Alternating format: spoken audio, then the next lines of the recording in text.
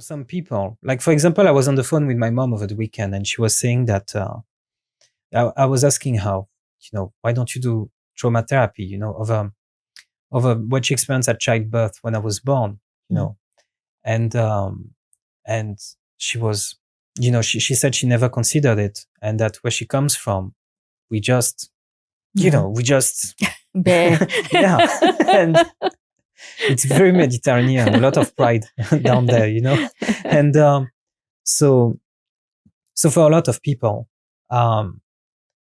trauma work, trauma therapy, or even mental health is seen as a sign of weakness.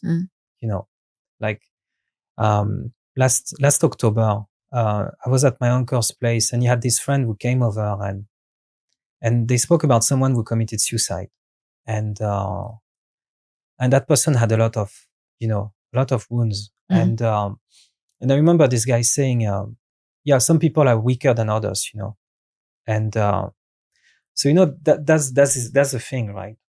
What's associated very often with mental health, with trauma work, with trauma in general, is this idea that it's a sign of weakness. It's a sign of lack of. What's your view on that?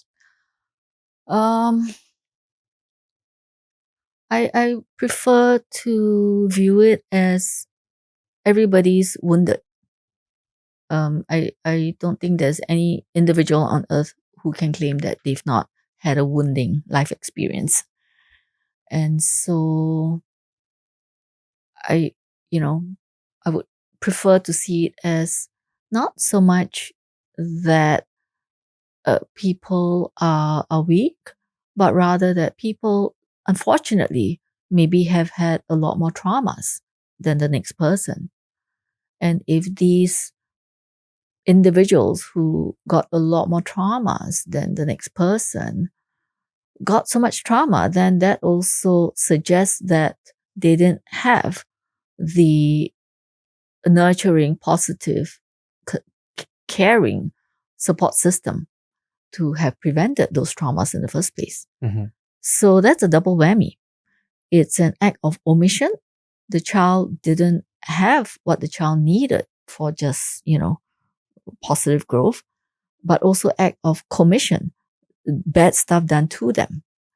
And so, it's very sad that the individual would have had to grow up like that, but that's probably the circumstances that they went through that would have resulted in mental health challenges. And so it's, not so much weakness, but sadly, right? I mean, some people's life circumstances are just a bit more unfortunate than the next. So that means there is a chance for someone who's suicidal, for example, by trying trauma work, maybe to get somewhere else. Yeah. Okay. And earlier, so you were saying it takes trying to lighten it up now because we are coming into the end. So earlier you were saying that it takes courage. Yeah. How? Oh, what do you mean? How? When you say that trauma work takes courage, what did you mean by that? Oh, yeah. I mean, because, it requires vulnerability to really be honest with oneself, and then to be honest with another person. I think generally that takes courage. And we need to have vulnerability if we're going to do some, healing work. Right? Yeah.